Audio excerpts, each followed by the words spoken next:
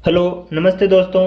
आज की इस क्लास में हम एनसीईआरटी द्वारा जारी किए गए नए सिलेबस या संशोधित सिलेबस सत्र 2023-24 के लिए जारी किए गए सिलेबस की कक्षा 10 की मैथ्स की प्रश्नावली 3.1 का अध्ययन शुरू कर रहे हैं।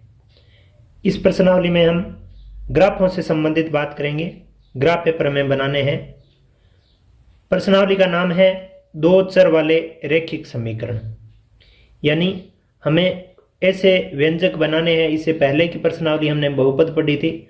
उस बहुपद प्रश्नावली में हमने बीजीय व्यंजकों के बारे में बात की थी कि अचर तथा चर राशियों के ऋणोत्तर घातांकों से जो बनने वाला व्यंजक है वो बहुपद कहलाता है। अब उन बहुपदों के बाद हम आगे बात करेंगे रैखिक समीकरणों की। देखिए, किसी भी बहुपद के बराबर, बहुपद में चर राशि कितनी भी हो सकती है वो बाध्यता नहीं है, लेकिन इस प्रश्नावली में हमें जो भी चर राशियां माननी पड़ेगी, जो भी समीकरण बनाने पड़ेंगे या बहुपद बनाने पड़ेंगे, उनमें दो चर राशियां लेनी है और समीकरणों को रैखिक मानना है। रैखिक का मतलब जो गुणांक लेंगे वो अंश बटा हर न होकर सीधे ही पूर्णांक मान हमें प्राप्त होंगे। देखिए, इसका क्वेश्चन नंबर 1 हम बात कर लेते हैं कि निम्न समस्याओं में रैखिक समीकरणों के युग्म बनाइए तथा उनके ग्राफीय विधि से हल ज्ञात कीजिए। यहाँ पे इस पहले प्रश्न में हमें दो बिंदुवत प्रश्न मिलेंगे, जिसमें पहला हमने यहाँ लिख रखा है। जिसका पहला प्रश्न इस प्रकार से है कि कक्षा 10 के 10 विद्यार्थियों ने एक गणित की पहेली प्रतियोगिता में भाग लिया। यदि लड़कियों की संख्या लड़कों की संख्या से 4 अधिक हो तो प्रतियोगिता में भाग लिए लड़कों और लड़कियों की संख्या ज्ञात कीजिए। यहाँ पे देखिए, सबसे पहले हमें वो बात नोट करनी है कि इसमें हमें क्या पूछा जा रहा है। इसमें से हमें कहा जा रहा है कि लड़के तथा लड़कियों की संख्या ज्ञात कीजिए। लड़कों की संख्या और लड़कियों की संख्या ज्ञात कीजिए। और इन संख्याओं को हम क्या मान लेंगे, एक दो चर मान लेंगे।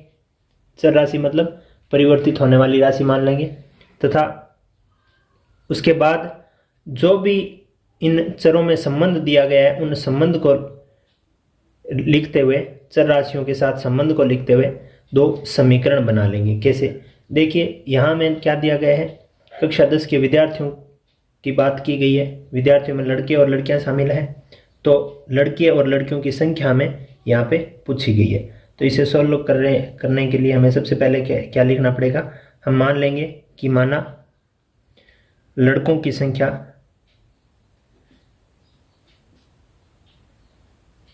एक चर राशि के बराबर मान लेते हैं x है, तथा दूसरी चर राशि हम लड़कियों की संख्या के लिए मान लेते हैं, तथा लड़कियों की संख्या हम दोनों ही चर राशि के रूप में मान रहे हैं y है।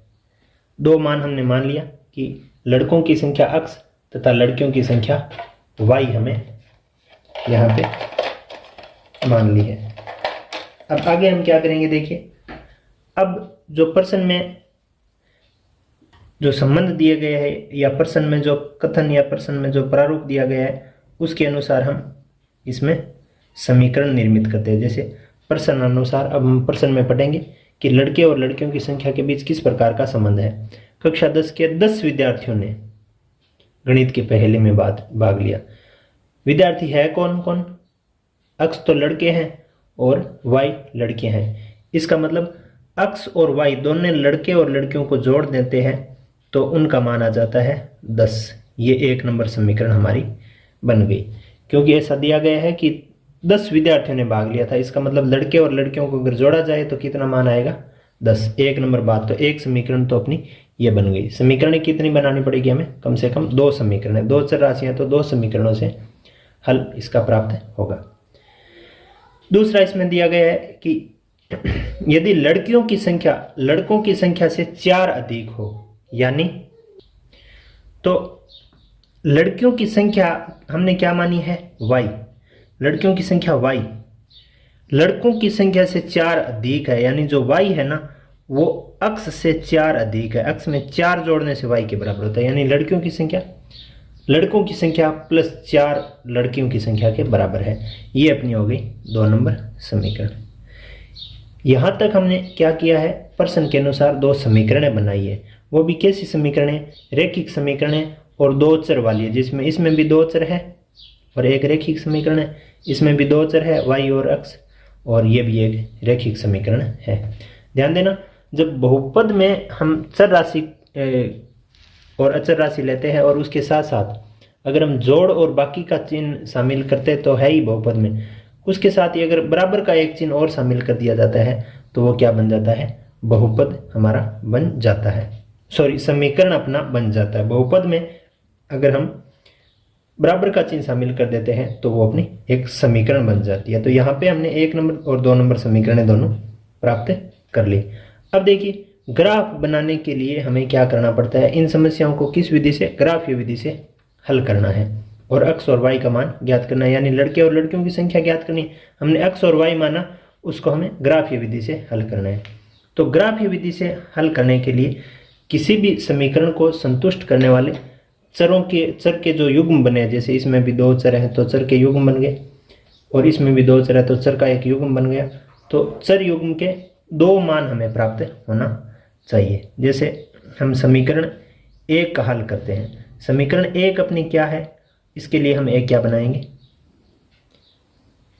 एक इस प्रकार से हम सारणी बना लेंगे छोटी सी। इस सारणी में हम देख पा रहे हैं कि समीकरण नंबर 1 जो है वो x प्लस वाई बराबर 10 के बराबर है। इसमें x और y का मान हम क्या लिख सकते हैं, जैसे मान लीजिए कि इसको हम एक अगर लॉन्ग तरीके से करना चाहे तो हम ऐसे भी लिख सकते हैं कि माना x बराबर 2 तो y बराबर कितना हो जाएगा। अब y का मान है कितना, y का मान इसमें है, y का अगर इस तरह y का ही मान अगर रखें तो ये 10 माइनस x हो जाएगा, 10 माइनस x हो जाएगा y का मान। तो x का मान अगर हम 2 मानते हैं तो y का मान कितना आता है, 10 माइनस 2 8। x का मान अगर हम 5 मानते हैं तो y का मान कितना आता है, 10 माइनस 5 बराबर 5। ये तो अपना हो गया समीकरण नंबर 1 का हल। समीकरण नंबर 1 का ये इस प्रकार से हल हमने प्राप्त, 2 बिंदु प्राप्त कर लिए। यानी समीकरण नंबर 2 को संतुष्ट करने वाले 2 निर्देशांक क्या हो जाएगी, एक निर्देशांक तो हो जाएगा 2,8, यानी x के लिए 2, वो y के लिए 8 को संतुष्ट करते हैं। एक भी बिंदु हो जाएगा, x का जब 5 होता है तो इस समीकरण में y का भी हमें 5 मान प्राप्त होता है। इसी प्रकार ये अपना जो दूसरा प्रश्न है, दूसरा जो समीकरण नंबर 2 है, उसको भी हम एक सारणी के माध्यम से x और y के मान प्राप्त कर लेते हैं। कैसे, देखिए समीकरण नंबर 2 में, समीकरण नंबर 2 अपनी है y बराबर x प्लस 4, इसमें 1 और 2, यहाँ हम क्या लिखेंगे, x का मान लिखेंगे और यहाँ हमें y का मान प्राप्त होगा। y का मान है कितना, x प्लस 4 है। मान लीजिए कि हमने x का मान 1 माना तो y का मान कितना आ जाएगा, 1 प्लस 4 5 आ जाएगा। x का मान हम 2 मानते हैं, कोई भी मान मान सकते हैं, वो थोड़ा सा एडजस्टेबल होना चाहिए, थोड़ा सा संतोषजनक होना चाहिए। जैसे यहाँ पे हम अगर 1 मानेंगे तो यहाँ 9 आ जाएगा, 2 मानेंगे तो यहाँ अगर x का 2 मानते हैं तो यहाँ 8 आ जाता, जैसे 2 मानने से 8 आया, 3 मानने से 7 आ जाता। इसी प्रकार अगर इसमें इस समीकरण में अगर x का हम 2 मान रहे हैं तो y का मान कितना आ जाएगा, 6 आ जाएगा। इसको ऐसे अगर आप लॉन्ग तरीके से करना चाहते हो तो ऐसे भी कर सकते हो कि माना x बराबर 1 तो y बराबर x प्लस 4 है ना, तो वो हो जाएगा 1 प्लस 4 बराबर 5, ये आ गया। अब दूसरी बार हमने क्या माना है, x बराबर 2 तो y बराबर क्या है, x प्लस 4 है तो 2 प्लस 4 बराबर 6 हो जाएगा, ये अपना आ गया। देखिए यहाँ तक हमने समीकरण को बनाया, समीकरण को हल किया और समीकरण से संबंधित 2 बिंदु निकाल लिए। इस समीकरण को संतुष्ट करने वाले 2 निर्देशांक बिंदु क्या हो जाएंगे, एक x का 1 होता है तो y का 5 होता है, और d बिंदु हम ले लेंगे, x का 2 होता है तो y का 6 होता है। अब देखिए, अब हमें काम करना है ग्राफ पेपर पे। ग्राफ पेपर पे हम क्या करेंगे, समीकरण 1 और समीकरण 2 के संबंधित बिंदुओं को निर्देशित करेंगे और बिंदुओं को निर्देशित करने के बाद हम उन बिंदुओं को मिलाकर उसका प्रतिच्छेदन बिंदु हम प्राप्त कर लेंगे। देखिए ये है अपना ग्राफ। इस ग्राफ में अब इसका जो हमें निर्देशांक प्राप्त हुआ है समीकरण 1 और समीकरण 2 के लिए, इसका हम करेंगे ग्राफ पे निरूपण, यानी ग्राफ बनाएंगे इसका। सबसे पहले देखिए ये जो अपना प्रश्न आया है इसमें हमने अक्ष पे लड़कियों की संख्या ली है तथा वाई पे अक्ष पे लड़कों की संख्या ली है तथा वाई पे लड़कियों की संख्या ली है। तो हम पैमाना इस प्रकार से ले लेंगे कि 1 सेंटीमीटर जो अपना बड़ा खाना बना हुआ है 1 सेंटीमीटर की दूरी से, उस 1 सेंटीमीटर के बराबर हम अक्ष में 1 के बराबर 1 विद्यार्थी ले लेंगे, जो कि ध्यान रहे ये लड़कों की संख्या रहेगी। और वाई में भी वाई अक्ष बराबर, देखिए प्रत्येक ग्राफ में ये जो अपने पैमाने का काम है वो अनिवार्य तौर पे इस प्रकार से करना होता है। ये नेसेसरी काम है, इतना पैमाना लिखना होता है तथा ग्राफ का ये प्रारूप हमें बनाना होता है। तो अक्ष में ये प्रत्येक ग्राफ में स्केल का जो ये माप है वो सब में लिखना ही होगा। तो इसमें जो अक्ष का जो माप है वो हमें 1 सेंटीमीटर के बराबर 1 इकाई ले रहे हैं तथा वाई अक्ष का जो माप है उसमें भी हमें 1 सेंटीमीटर के बराबर 1 विद्यार्थी ले रहे हैं। अब हम क्या करेंगे, इस पैमाने के अनुसार मूल बिंदु से अपनी रेखा पर 1 2 1 के अंतराल से संख्या बनाएंगे 4 5 1 2 3 4 5 6 7 8 9 10 इस प्रकार से आप अनंत तक बढ़ सकते हो, लेकिन हमारे को जितनी आवश्यक है उतनी हम एक बार बना लेते हैं। यहाँ y में धनात्मक 1 2 3 4 5, इस लाइन के लिए 6 7 8 9 और 10 इस प्रकार से हमने ये। अब देखिए हमें जो ये बिंदु मिले हैं निर्देशांक बिंदु, इन निर्देशांक बिंदु में सभी धनात्मक है, तो इधर वाला जो ऋणात्मक जो संख्या रेखा है वो हमें चलानी आवश्यक नहीं है। अगर हम चला देते हैं तो गलत नहीं होता है, लेकिन अगर नहीं चलाते हैं तो वो ज़रूरी नहीं होती है, क्योंकि हमें यहाँ ये चतुर्थांशों में कोई बिंदु प्राप्त होने वाला नहीं है। अब देखिए अब क्या करना है, इस पहली समीकरण के लिए ए बिंदु कहाँ पे निर्देशित करेंगे, 2,8 पे, अक्ष का 2 और वाई का 8। अक्ष का 2 और वाई का 8 हमें कहाँ प्राप्त हो रहा है, देखिए वाई का 8 यहाँ पे है और अक्ष का 2 यहाँ पे है। तो ये जो बिंदु मिला है वो हमारे लिए कौन सा बिंदु होगा, ए बिंदु होगा। इसी प्रकार अगर बी बिंदु की बात करें तो 5,5 पे मिलेगा, अक्ष का 5 और वाई का 5। यहाँ पे इन दोनों का जो मिलान बिंदु होगा वो जाएगा 5,5, वो बी बिंदु हम इसका नाम दे देंगे। अब ये जो दोनों बिंदु मिले ये समीकरण 1 के लिए मिले, 1 नंबर समीकरण के लिए मिले हुए दोनों बिंदु को हम क्या करेंगे, स्केल की सहायता से मिला के ग्राफीय निरूपण के तौर पे हम इसको हल करेंगे। अब देखिए इन दोनों बिंदुओं को हमने स्केल की सहायता से इस प्रकार से मिला दिया, और ये जो अपना ग्राफ या जो रेखा मिली है वो समीकरण अक्ष प्लस वाई बराबर 10 के लिए मिली है। इस समीकरण के लिए हमें ये लाइन मिली है। अब आगे हमें क्या करना है, आगे 2 नंबर समीकरण के लिए दो बिंदु कौन कौन से लेने, 1,5 1 अक्ष का और 5 वाई का, ये बिंदु हो गया अपना एक प्रकार से सी बिंदु हमें प्राप्त हुआ है। और ये 2,6 का 2,6 ये जो बिंदु मिला है ये अपना डी बिंदु है।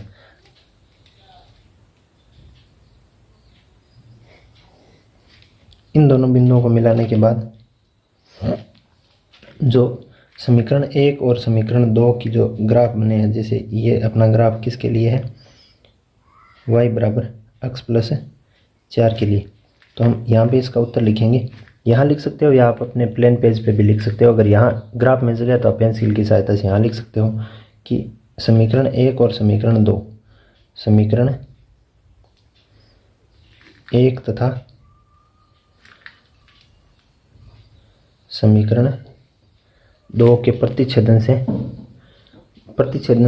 के बिंदु के निर्देशांक कितने हैं, यहाँ देखो इसके निर्देशांक कितने हैं, 3,7 है, 3,7 है। अतः लड़कों की संख्या 3 और लड़कियों की संख्या 7 होगी। समीकरण 1 तथा समीकरण 2 के ये अपना हो गया उत्तर इस प्रश्न का। यहाँ देखिए ये जो ग्राफीय निरूपण है, इससे पहले का जो अपना काम है वो भी एक नेसेसरी काम जो है वो इस प्रकार की सारणी बनाने वाला वो भी हमने सीख लिया, और ग्राफ बनाने की विधि भी हमने इस प्रश्न में सीख ली। तो आप अपने ग्राफ पेपर तथा अपने प्लेन पेपर पे इस प्रश्न के एक बीजगणितीय हल तथा ग्राफीय निरूपण को हल करके लिखिए। आगे हम इसके बिंदुवत प्रश्न 2 की हम बात करेंगे। 5 पेंसिल तथा 7 कलमों, कलमों मतलब जो अपना पेन होता है उसको कलम बोलते हैं, कलमों का मूल्य 50 रुपये है, जबकि 7 पेंसिल और 5 कलमों का मूल्य ₹46 है। एक पेंसिल का मूल्य तथा एक कलम का मूल्य ज्ञात कीजिए। देखिए, सबसे पहले हमें इसको क्या करना पड़ेगा, एक दो चर वाले रैखिक समीकरण के रूप में हमें इसको लिखना पड़ेगा। तो 2 चर वाले रैखिक समीकरण के रूप में लिखने के लिए हमें कम से कम 2 चर मानने पड़ेंगे। 2 चर कौन कौन से मानेंगे, हम पेंसिल के मूल्य का और कलम के मूल्य का हम जो मान है वो एक चर के रूप में प्रदर्शित कर देंगे। जैसे हम लिख देंगे कि माना एक पेंसिल का मूल्य, जो हमें ज्ञात करना है वो हम सबसे पहले मान के स्टार्ट करते थे। माना एक पेंसिल का मूल्य, एक पेंसिल का मूल्य हम अक्स के बराबर मान लेते हैं, अक्स रुपये मान लेते हैं। और फिर हम एक कलम का मूल्य भी मान लेते हैं, एक कलम का मूल्य हम दूसरे चर y रुपये के बराबर मान लेते हैं। अब जो प्रश्न में संबंध दिया गया है या प्रश्न में जो तथ्य दिए गए हैं उसके अनुसार हमें एक समीकरण निर्मित करनी है। प्रश्न में क्या दिया गया है, प्रश्न में दिया गया है कि 5 पेंसिल तथा 7 कलमों का मूल्य दिया गया है 50 रुपये। 5 पेंसिल और 7 कलम, इसका मतलब मूल्य अगर हम लेते हैं, एक पेंसिल का हमें पता हो अक्स रुपये है, तो 5 पेंसिल के कितने हो जाएंगे, 5 गुणा अक्स, यानी नग इंटू एक पेंसिल का मूल्य 5 अक्स, तो इसके हो जाएंगे। और 7 कलमों का है, इसका मतलब 7 गुणा वाई। ये 5 पेंसिल का रुपये तो हो गया 5 अक्स और 7 कलम का हो गया 7 वाई। ये जुड़ के जो रुपये बनते हैं वो कितने बनते हैं, 50 रुपये दिए गए 50 रुपये। इसका मतलब 1 नंबर समीकरण अपनी ये हो गई। 2 नंबर समीकरण हम बनाएंगे कि 7 पेंसिल तथा 5 कलमों का मूल्य, इसका मतलब 7 तो है अपनी पेंसिल, 7 तो अक्स, और 5 है अपनी कलम, तो 5 हो जाएंगे इसका अपना y। कलम का मान मूल्य अपना कितना है, y है।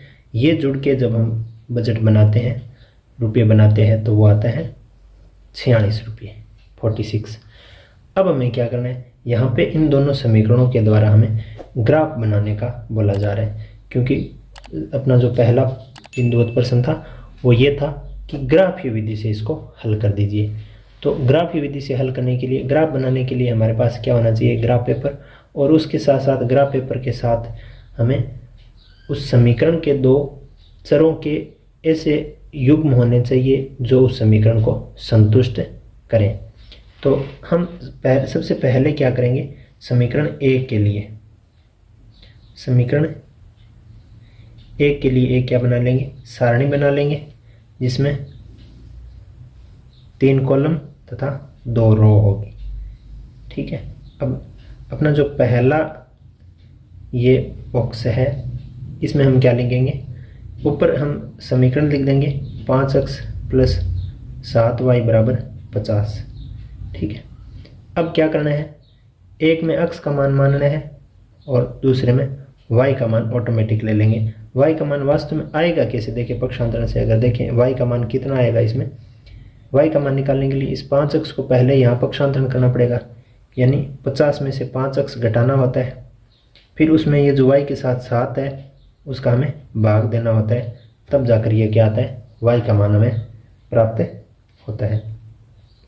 अब देखो, हम x का मान कुछ सोच समझ कर मानेंगे, ऐसा नहीं है कि सीधा 1 मान लिया, नहीं, हम x का मान अगर 1 मानेंगे तो 50 में से 5 गुणा 1 मतलब 5 घटाना पड़ेगा, 45 में फिर 7 का भाग जाएगा, नहीं, इसका मतलब हम 1 नहीं मानेंगे, 0 भी नहीं मानेंगे, क्योंकि जीरो मानेंगे तो 50 में से 5 गुणा जीरो, जीरो घटाना पड़ेगा, फिर 7 का भाग देना पड़ेगा।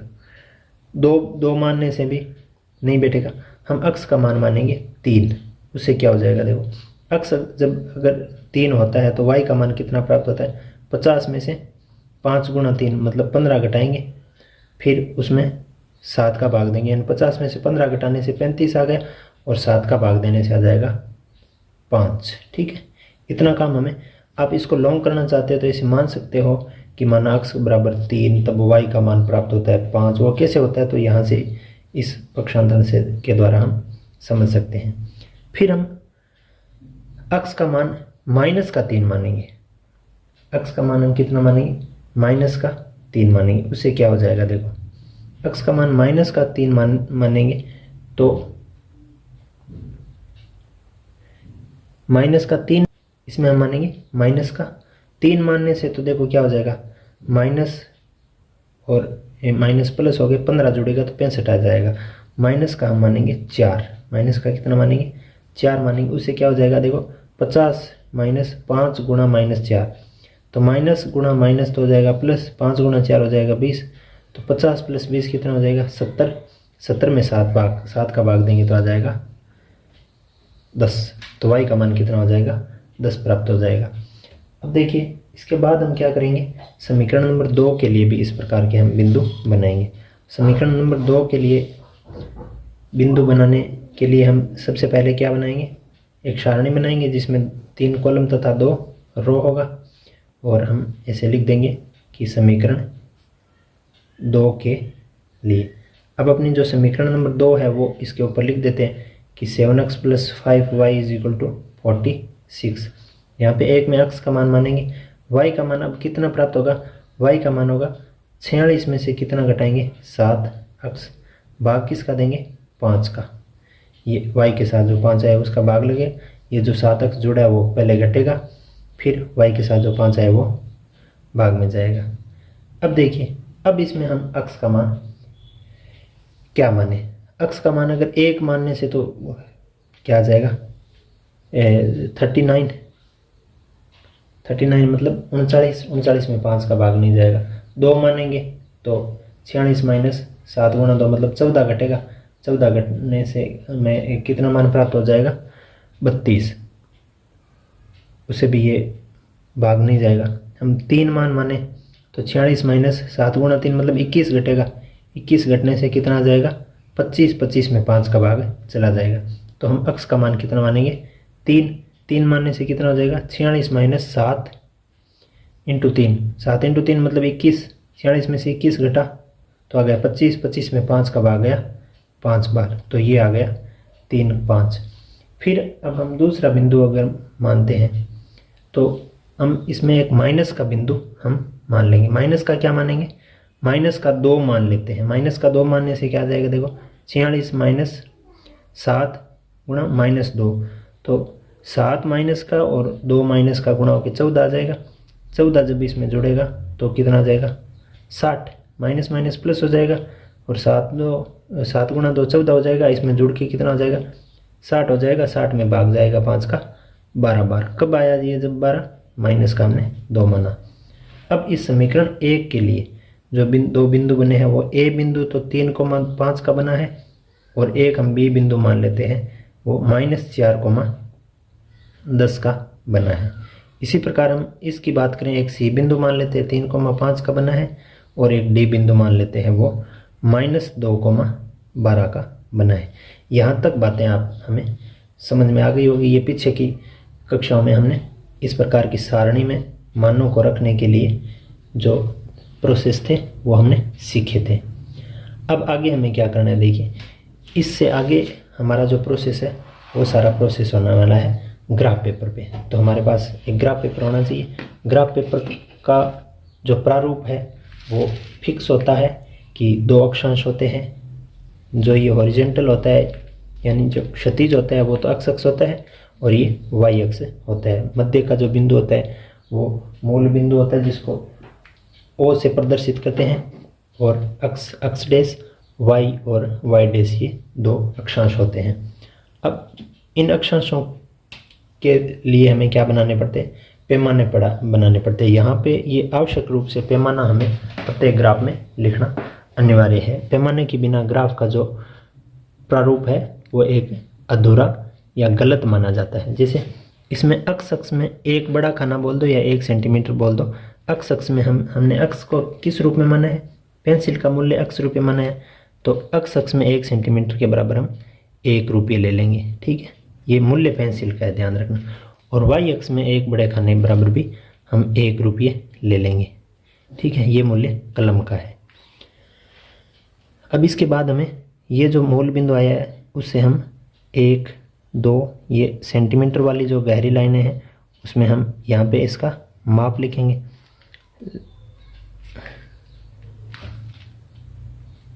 यहाँ पे 8, यहाँ पे 9, यहाँ 10, यहाँ 11, यहाँ 12। इसी प्रकार ऊपर धनात्मक संख्या चलेगी, जैसे 1, 2,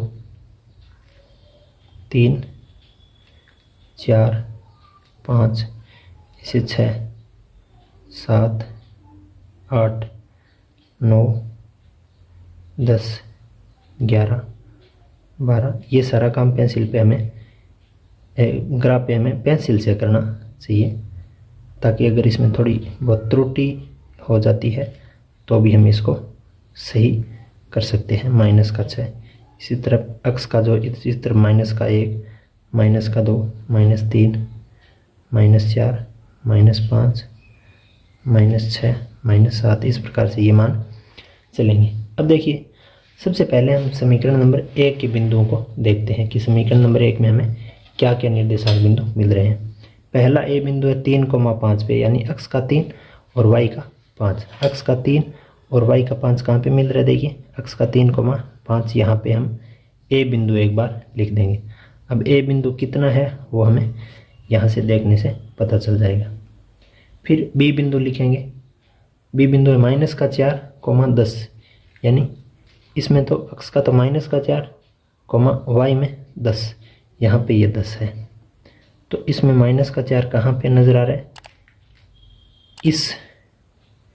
इस बिंदु पे देखो, माइनस का 4 वाला जब 10 तक जाता है तो यहाँ ये बिंदु हमें बी बिंदु प्राप्त होता है। ये अपना हो गया बिंदु बी। अब ये समीकरण 1 के जो 2 हमने बिंदु यहाँ प्राप्त किए थे, इन बिंदुओं को हमने ग्राफ पे बना लिया है।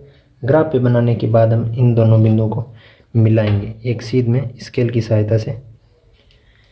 इन दोनों बिंदुओं को मिलाने का काम आगे हम करेंगे। ये जो अपना ग्राफ पेपर बना, ये जो लाइन बना है, ये लाइन बनी है 5x प्लस 7y = 50। ठीक है, अब आगे क्या करना है? आगे इस दूसरे जो समीकरण का जो बिंदु है उनको निर्देशित करेंगे।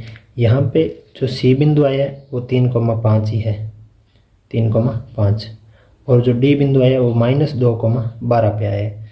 -2 ये रहा और 12 यहाँ पे ये हमें मिलेगा।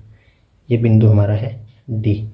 अब देखिए, इन दोनों बिंदुओं को सी और डी को भी हम मिलाएंगे। तो सी और डी को स्केल की सहायता से हम जब मिलाते हैं तो समीकरण 1 और समीकरण 2 के जो ग्राफ पेपर है, ये जो अपना ग्राफ बना है, ये जो लाइन बनी है, ये 7x प्लस 5y = 46 के लिए बनी है।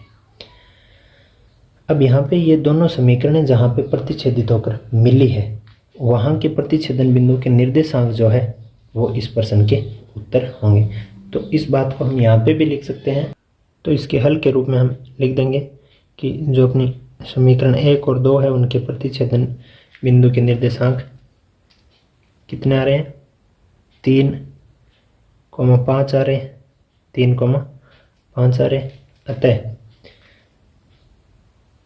एक पेंसिल का मूल्य 3 तथा एक पेन का मूल्य 5 रुपये होगा। तो समीकरण 1 तथा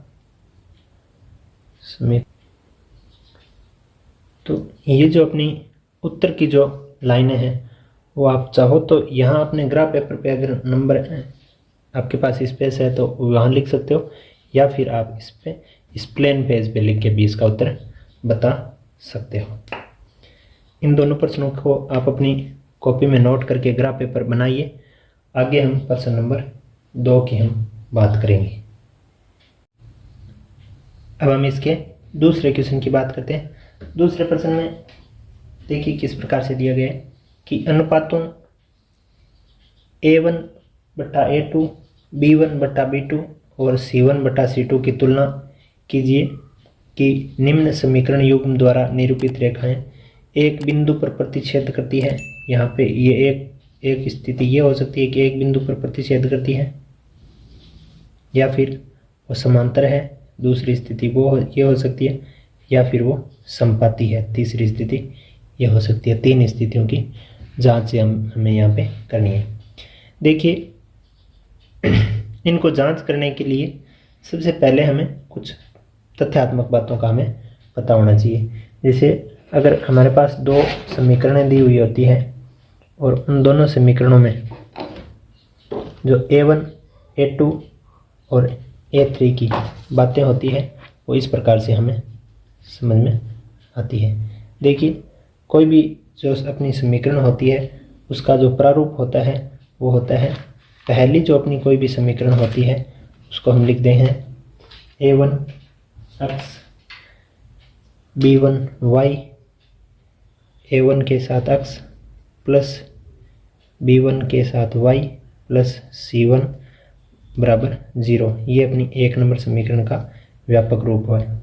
और 2 नंबर जो समीकरण होती है वो होती है A2x plus B2y plus C2 = 0। ये है अपनी 2 नंबर समीकरण का व्यापक रूप। इस 1 नंबर समीकरण और 2 नंबर समीकरण के व्यापक रूप के माध्यम से हमें जो समीकरणें दी हुई होती है उन समीकरणों को इस प्रकार से हम समझ सकते हैं।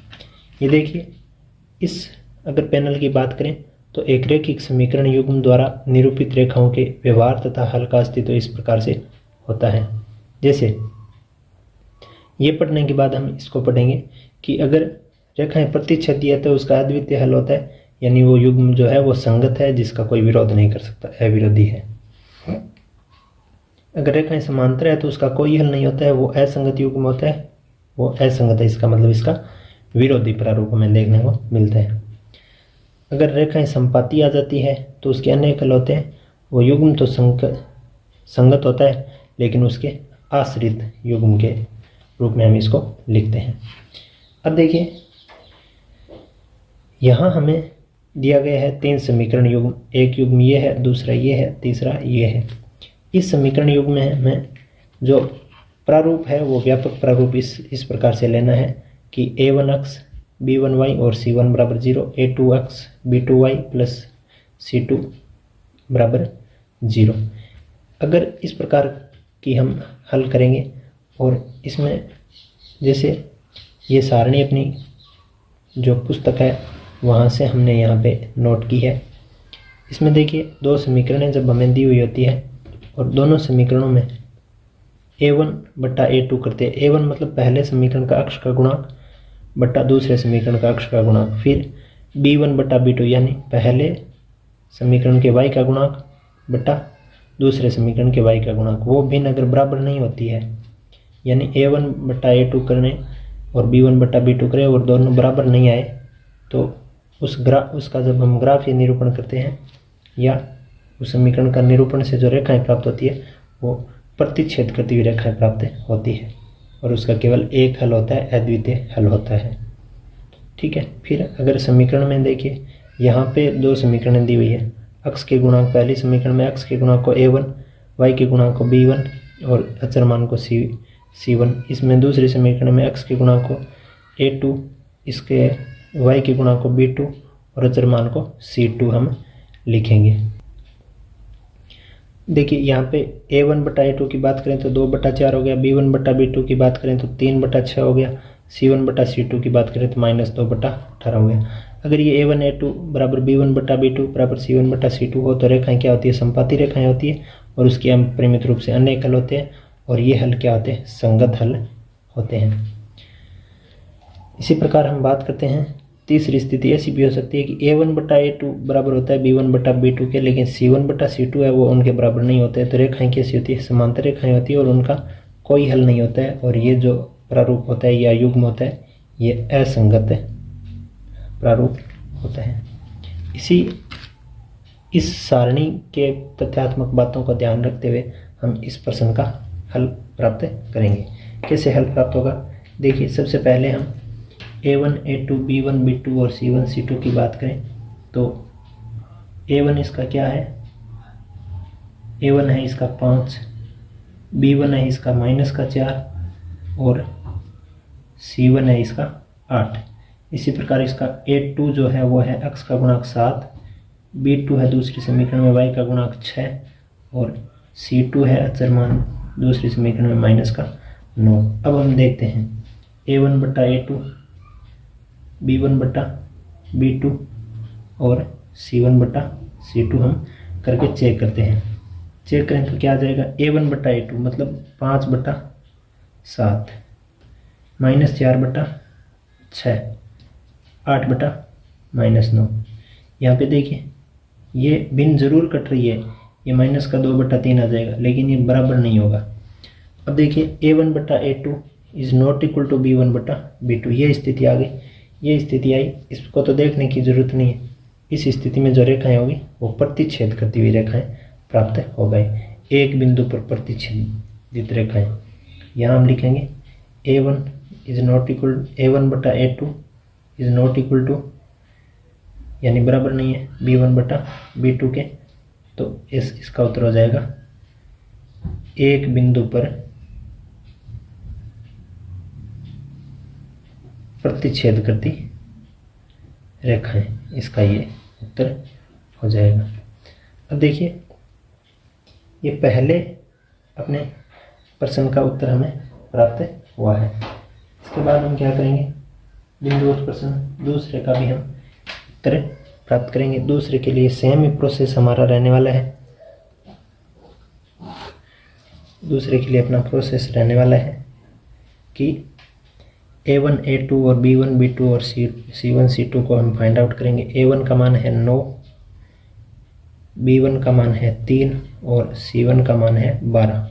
इसी प्रकार A2 का मान है 18, B2 का मान है 6 यानी y का गुणांक और C2 का जो मान है वो है 24। अब देखो A1/A2 करते हैं। A1/A2 करेंगे, फिर B1/B2 करेंगे, फिर C1/C2 करेंगे। देखो बीच में चिन्ह बाद में लगाएंगे, जैसे 9/18, 9/18, ये 3/6 और ये 12/24। देखो ये 9 से कट रहा है 1/2, ये 3 से कट रहा है 1/2, ये 12/24, ये 12 से कट रहा है 1/2, यानी A1/A2 का मान 1/2 बराबर B1/B2 का मान भी 1/2 बराबर C1/C2 का मान भी 1/2। ये स्थिति आ गई दूसरी स्थिति। तो इस प्रकार से जो इसका जो उत्तर हो जाएगा वो समपाती रेखाएं होगा, यानी ग्राफीय निरूपण में इसका क्या हो जाएगा? समपाती रेखाएं, क्योंकि A1/A2 बराबर B1/B2 बराबर C1/C2 आया। तो इसका उत्तर हम लिख देंगे समपाती रेखाएं। इसका जो निरूपण करेंगे उसमें रेखाएं कैसी होगी? समपाती रेखाएं होगी। फिर हम बात करते हैं इस तीसरे बिंदुवत प्रश्न की। इसमें A1, A2, B1, B2 और C1, C2 की बात करें। A1, A2, B1, B2 और C1, C2 लिखें तो A1 का मान 6 है, A2 का मान इसमें 2 है। इसमें B1 का मान -3 है, B2 का मान -1 है, C1 का मान 10 है, C2 का मान 9 है। देखो A1/A2, B1/B2 और C1/C2 करते हैं, क्या क्या प्राप्त होता है देखते हैं। 6/2 आ जाएगा, फिर -3/-1 आ जाएगा, फिर 10/9 आ जाएगा। देखो ये माइनस से माइनस कट गया, ये 6/2 3 आ गया और ये 3/2 3 ही है, यानी 3 बराबर 3 बराबर नहीं है 10/9 के। यानी ये स्थिति कैसी हुई है? A1 बटा A2 तो बराबर है B1 बटा B2 के, लेकिन ये दोनों बराबर नहीं है C1 बटा C2 के। ये स्थिति बन गई ये वाली। तो इस स्थिति में रेखाएं जो प्राप्त होगी वो कैसी रेखाएं होगी? समांतर रेखाएं हमें प्राप्त होगी, समांतर रेखाएं। तो इस प्रकार से इस तीसरे जो प्रश्न का उत्तर जो है वो हमें इस अपनी पुस्तक में दी गई सारणी के माध्यम से प्राप्त होगा। ये सारणी है, इसका जो व्यापक प्रारूप होता है समीकरण का, व्यापक प्रारूप हमने यहाँ पढ़ ही लिया था। इस प्रकार के व्यापक प्रारूप को हम ध्यान में रखते हुए इस प्रश्न का उत्तर हम देंगे। इसको आप अपनी कॉपी में नोट कर लीजिए, लिख लीजिए, और आगे हम अगले पैनल पे बिंदु व प्रश्न यानी प्रश्न नंबर 3 की हम बात करेंगे। अब अपना क्वेश्चन नंबर जो 3 है वो इस प्रकार से है कि A1 बटा A2, B1 बटा B2 और C1 बटा C2 की तुलना करके रैखिक समीकरणों के युग्म संगत है या असंगत ज्ञात करना है। तो संगत कब होता है? जब रैखिक समीकरणों में A1 बटा A2 B1 बटा B2 के बराबर नहीं होता है तो संगत होता है, या फिर A1 बटा A2 B1 बटा B2 और C1 बटा C2 तीनों आपस में बराबर होता है तो संगत होता है। लेकिन जब A1 बटा A2 B1 बटा B2 के तो बराबर हो लेकिन वो C1 बटा C2 के बराबर नहीं हो तो वो जब असंगत होता है। और A1 A2 B1 B2 C1 C2 क्या होता है? वो अपनी समीकरण के जो चरों के गुणांक है, पहली समीकरण के पहले चर का गुणांक A1, पहली समीकरण के दूसरे चर का गुणांक B1 तथा अचरमान C1, दूसरी समीकरण के पहले चर का गुणांक A2, दूसरी समीकरण के दूसरे चर का गुणांक B2 तथा अचरमान C2 होता है। यहाँ 5 स्थितियां दी गई। इन 5 स्थितियों में हम जांच करेंगे कि ये आ रही है या ये आ रही है या ये आ रही है, उसके आधार पर हम इनका उत्तर देंगे। पहली स्थिति में देखते हैं कि A1 बटा A2 B1 बटा B2 C1 बटा C2 और D1 है। तो A1 इसमें क्या है? 3, और B1 इसका क्या है? 2, और C1 इसका क्या है? C1 हम एक बार बराबर में आई संख्या को ही हम C1 मान लेते, पक्षांतरण नहीं करते। अगर पक्षांतरण इसमें पक्षांतरण करेंगे तो इसमें भी पक्षांतरण करना पड़ेगा, तो हम इसको सीधा बराबर वाली संख्या को ही एक बार C1 मान लेते हैं। A2 इसका क्या है? 2, B2 इसका क्या है? -3, और C2 इसका क्या है? 7 है। अब देखते हैं, करते हैं A1 बटा A2 B1 बटा B2 C1 बटा C2 करते हैं। यहाँ 3 बटा 2, यह आ गया 2 बटा -3, और यह आ गया 5 बटा 7। यहाँ देखिए ना तो 3 बटा 2 2 बटा -3 के बराबर है, ये बराबर नहीं है, तो ये स्थिति आ गई, ये स्थिति आ गई, तो इसका उत्तर हो जाएगा संगत समीकरण। इसका क्या उत्तर हो जाएगा? संगत। इसी प्रकार हम दूसरे की बात करते हैं। दूसरे में A1 का मान कितना है? 2, A2 का मान कितना है इसमें? 4। इसी प्रकार B1 का मान इसमें कितना है? -3, और B2 का मान कितना है इसमें? -6। C1 का मान इसमें कितना है? 8। C2 का मान इसमें कितना है? 9। अब देखो A1 बटा A2 B1 बटा B2 और C1 बटा C2 करते हैं। 2 बटा 4 आएगा, यहाँ -3 बटा -6 आएगा, और यहाँ 8 बटा 9 आएगा। ये देखो 2 से कट रहा है 1 बटा 2, माइनस से माइनस कट गया, 3 से कट रहा है 1 बटा 2, ये नहीं कट रहा है। अब ये आएगा क्या? 1 बटा 2 1 बटा 2 8 बटा 9, यानी ये तो बराबर है लेकिन ये बराबर नहीं है। इसका मतलब क्या हुआ कि A1 बटा A2 तो बराबर आया B1 बटा B2 के, लेकिन बराबर नहीं आया C1 बटा C2। तो ऐसी स्थिति बन गई तीसरी स्थिति। तो इसका हल क्या हो जाएगा? असंगत। इसका हल क्या हो जाएगा? असंगत हल हो जाएगा। अब हम बात करेंगे इसके आगे 3 नंबर प्रश्न की। 3 नंबर प्रश्न में हमसे जांच करेंगे कि क्या दिया हुआ है। अब 3 नंबर अपना प्रश्न किस प्रकार से है?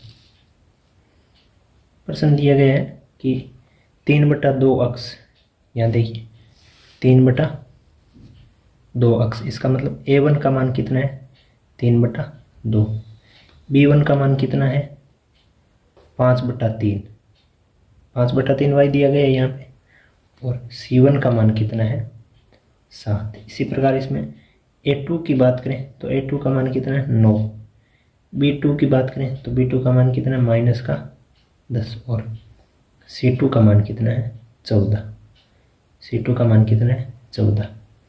अब देखो A1 A2 B1/B2 और C1/C2 करेंगे, क्या आएगा देखो, यहाँ 3/2/9 आएगा, ठीक है, यहाँ 5/3/-10 आएगा, यहाँ 7/14 आएगा। अभी बराबर है या नहीं है वो बाद में लास्ट में हम पता कर लेंगे।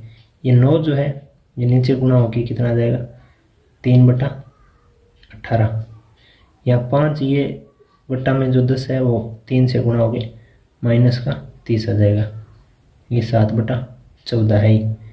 अब देखिए क्या करना है, ये कट रहा है कितने से 3 से, 1/6 आ जाएगा, ये 5 से कट रहा है 1/-6 आ जाएगा, और इसी प्रकार इसका कितना आ जाएगा 1/2 आ जाएगा। तो इसमें 1/6 आगे आया 1/-6 आ गया 1/2, यानी ये दोनों ही बराबर नहीं है। इसका मतलब ये स्थिति बन गई, ये स्थिति बन गई, तो इसका उत्तर क्या हो जाएगा, संगत हल इसका हो जाएगा। अब देखिए हम इस तीसरे के बाद हम बात करेंगे चौथे प्रश्न की, चौथे बिंदुवत प्रश्न की। चौथे बिंदुवत प्रश्न में देखो A1 का मान कितना है 5, B1 का मान कितना है -3, और C1 का मान कितना है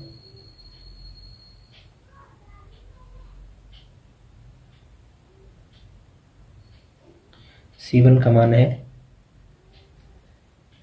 11।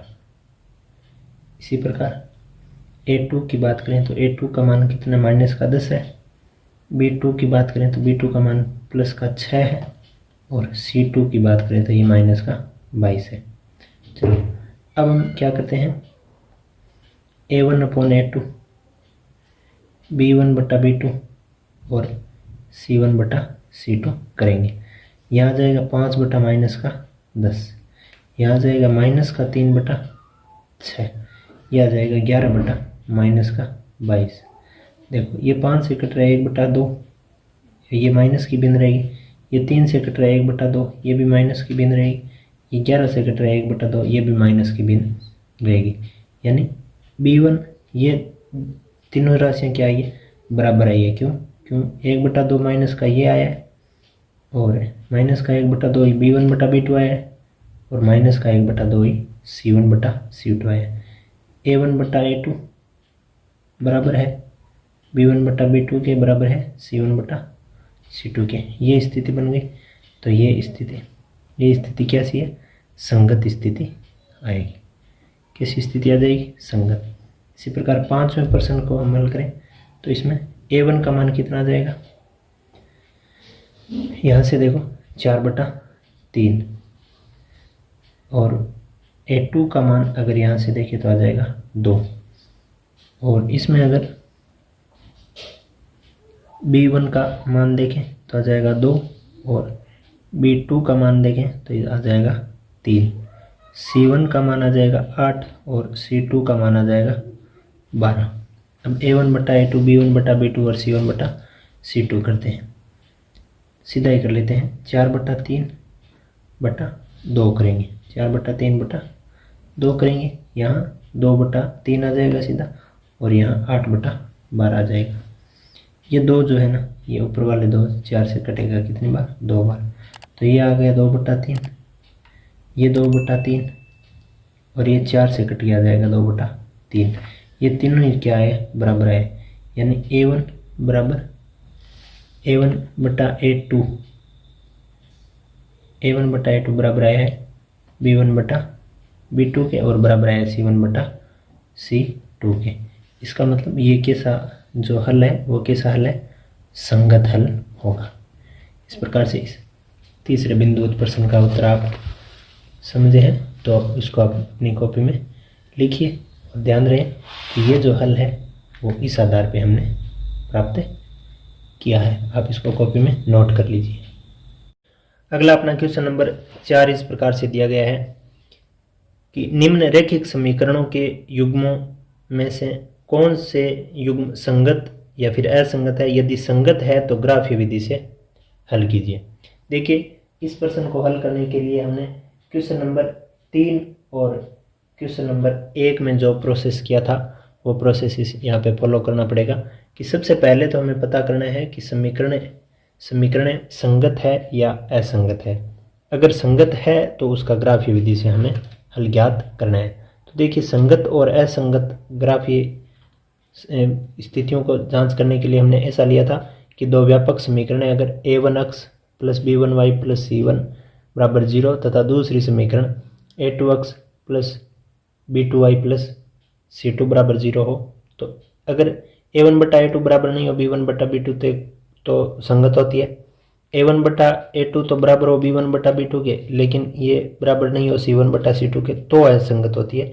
a1 बटा a2 बराबर b1 बटा b2 बराबर c1 बटा c2 हो तो संगत होती है। तो अगर ये दोनों स्थितियां हमें प्राप्त हो जाएगी तो हमें ग्राफ पेपर पे इस प्रश्न का हल करना है, यानी किसी स्थिति में अगर संगत मान प्राप्त हो जाएंगे तो हमें ग्राफ पे हल करके बताना है। अगर संगत मान प्राप्त नहीं होते हैं तो हम सिर्फ ऐसा बताएंगे कि इसके असंगत, ये युग्म असंगत है, इसका ग्राफीय विधि से हल हमें नहीं करना है, जो संगत है उसका हल करना है। तो देखिए हम इसके बिंदुवत प्रश्नों में सबसे पहले बिंदुवत प्रश्न का हमें सॉल्व कर लेते हैं।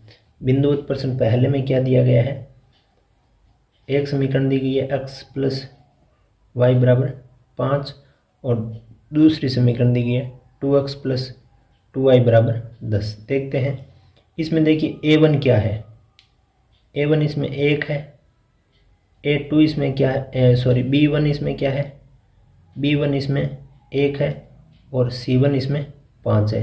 इसी प्रकार इसमें a2 की बात करें तो 2 है, b2 की बात करें तो 2 है और c2 की बात करें तो इसमें 10 है।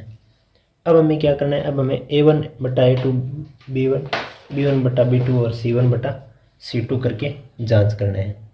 तो यहाँ हम लिख देते हैं कि a1 बटा a2 लिखेंगे, फिर b1 बटा b2 लिखेंगे, फिर c1 बटा c2 लिखेंगे।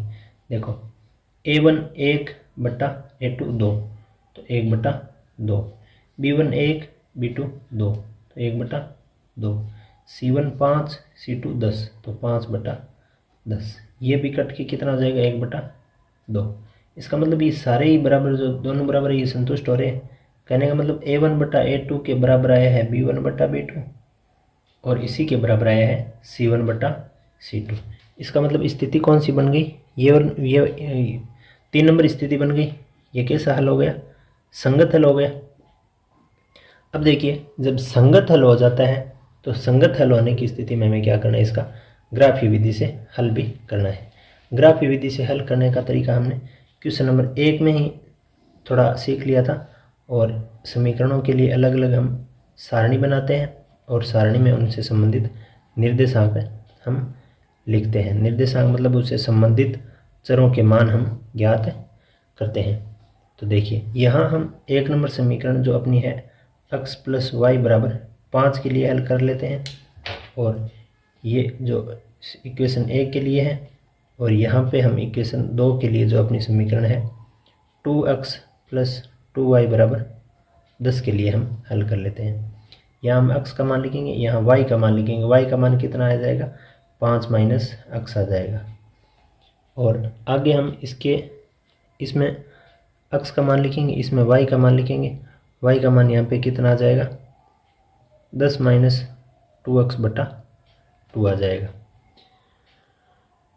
अब देखो, अब आगे हम हल करें तो इसमें अगर x का मान 1 रखें तो y का मान कितना आ जाएगा, 5 माइनस 1 कितना होता है, 4। x का मान 2 रखें तो y का मान कितना आ जाएगा, 5 माइनस 2 3 आ जाएगा।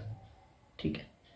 अब देखिए आगे इसमें देखें, x का मान हम 3 रखें तो y का मान देखो 10 में से 2 गुणा 3 2x, तो 10 में से 2 गुणा 3 6 घट गए तो कितना बचा, 10 में से 6 घटे से 4 में 2 का भाग देंगे तो आ जाएगा 2। अगर x का मान हम 4 रख दें तो क्या आ जाएगा, 10 में से क्या घटाना पड़ेगा, 2 गुणा 4 8 घटाना पड़ेगा, बचेगा 2, तो ये आएगा आ जाएगा 1। यानी 1 नंबर समीकरण के जो निर्देशांक हमें लेने हैं वो लेने हैं 1,4 और b निर्देशांक हमें लेना है 2,3। ठीक उसी प्रकार इसमें एक निर्देशांक c लेना है वो 3,2 का और एक d ले लेंगे वो 4,1 का। अब हमारे पास हमें क्या चाहिए, ग्राफ पेपर हमें चाहिए। ग्राफ पेपर में हम क्या करेंगे, इसको हल करेंगे। ग्राफ पेपर में देखिए सबसे पहले इस प्रकार का पेज हमारे पास जो आता है उसको हम लेते हैं। फिर उस पेज में हम सबसे पहली और सबसे मुख्य जो बात है वो है पैमाना लिखना। यहाँ पे पैमाना हम लेंगे वो लेंगे 1-1 इकाई के अंतराल से, यानी अक्ष में जो एक बड़ा खाना है उसके बराबर हम 1 लेंगे, यानी 1 सेंटीमीटर के बराबर 1, और वाई अक्ष में भी 1 सेंटीमीटर के बराबर 1। ये जो फॉर्मेट है पैमाने वाला वो अनिवार्य तौर पर यहाँ पे हमें बनाना है। और बनाने के बाद हम ऐसे लिखेंगे 1, 2 सेंटीमीटर पे 2, 3 सेंटीमीटर पे 3, और यहाँ पे 4, यहाँ पे 5, यहाँ 6, 7। इस प्रकार से हम वाई में भी लिखेंगे, यहाँ हम लिखेंगे 1, यहाँ लिखेंगे 2, 3, 4, 5, 6, 7, 8। अब देखिए 1 नंबर जो अपनी समीकरण है उसको हम अगर ग्राफ पेपर पर बनाना चाहते हैं तो 1 नंबर समीकरण के से संबंधित जो बिंदु है निर्देशांक उनको हम यहाँ पे लिखेंगे 1,4 एक अक्ष का और 4 वाई का, ये 1,4 ये अपना है ए निर्देशांक। ठीक है, फिर बी बिंदु है 2,3 ये वाला, तो ये कौन सा है, बी बिंदु है। इन दोनों को हम मिलाएंगे। इन दोनों को मिलाने के बाद क्या प्राप्त होगा, एक जो रेखा प्राप्त होगी वो समीकरण नंबर 1 हमें हल प्राप्त करवाएगी। देखिए इन दोनों को हम ऐसे मिला देते हैं, मिलाने से एक हमें क्या प्राप्त हो जाएगा, हल प्राप्त रेखा प्राप्त हो जाएगी। ये जो रेखा है किसके लिए है, ये x + y = 5 के लिए। ठीक इसी प्रकार आप देखिए दूसरे जो अपनी समीकरण है उसके लिए हम बिंदु निर्देशित करते हैं। सी बिंदु कहाँ पे लेना है, 3,2 ये देखिए इसी पे आ रहा है। ये इसी पे क्यों आया, क्योंकि ये संपाती रेखाएं हैं। सी बिंदु यहाँ पे है 4,1 ये भी इसी रेखा पे आया। ये डी बिंदु, इसका मतलब ये जो रेखा बनी है अगर वापस हम इसके इधर के इस पे लिखेंगे तो भी रेखा तो वो की वो, यानी इन दोनों बिंदुओं से होती हुई जानी। तो ये जो रेखा है ये सेम टू सेम रेखा किसके लिए, इसके लिए भी है 2x + 2y = 10 के लिए। तो इस प्रकार से इसका हम ग्राफीय निरूपण कर देंगे। आगे हम इसको ग्राफीय निरूपित करने के बाद हम इसके दूसरे बिंदुवत प्रश्न का हल देखते हैं कि संगत है या फिर असंगत। और ये जो संपाती रेखाएं आई इसका मतलब इसमें जो पूछा गया था कि ग्राफीय विधि से हल ज्ञात कीजिए, तो इस पहले बिंदु के अपरिमित रूप से अनेक हल हैं।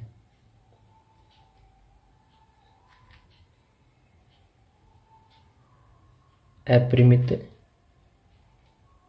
रूप से अनेक हल इसके हमें प्राप्त होंगे।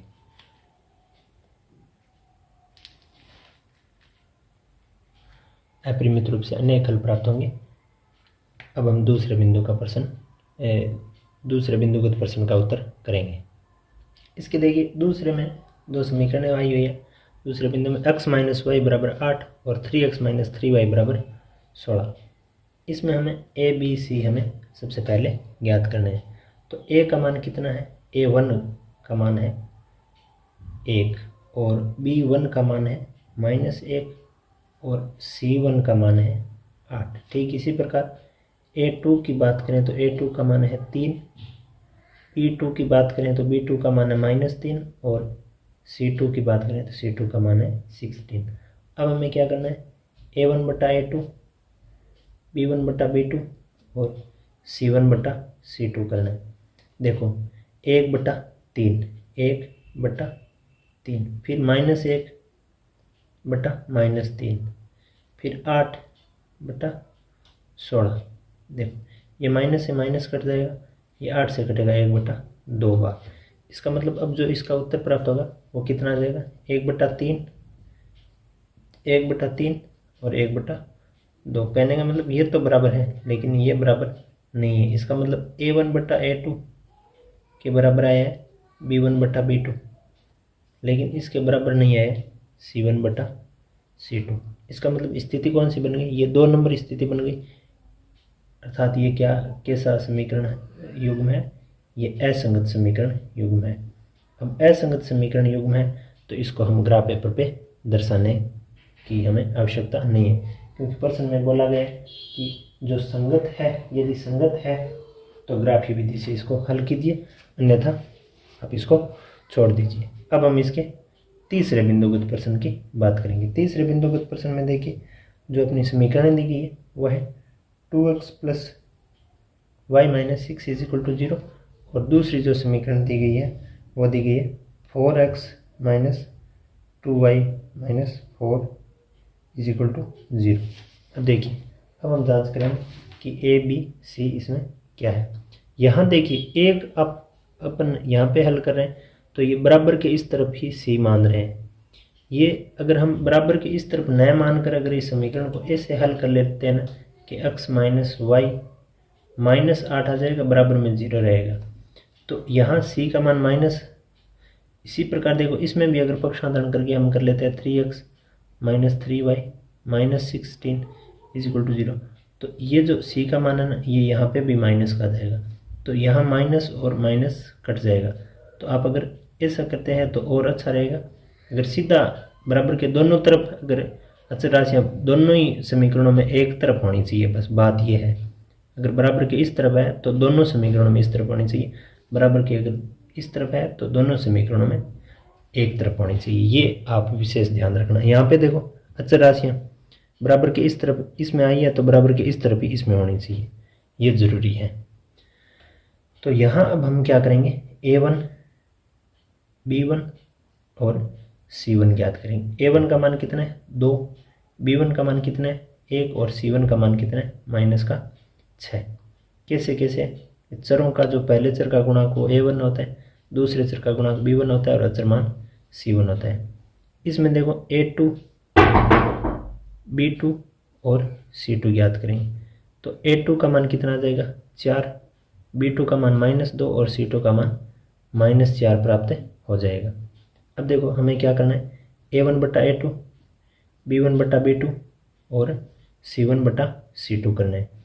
a1 का मान कितना है इसमें 2, तो 2 के बट्टा में क्या आ जाएगा a2 कितना है 4। इसी प्रकार b1 का मान कितना है 1, b2 का मान कितना है -2, c1 का मान कितना है -6 और c2 का मान कितना है -4।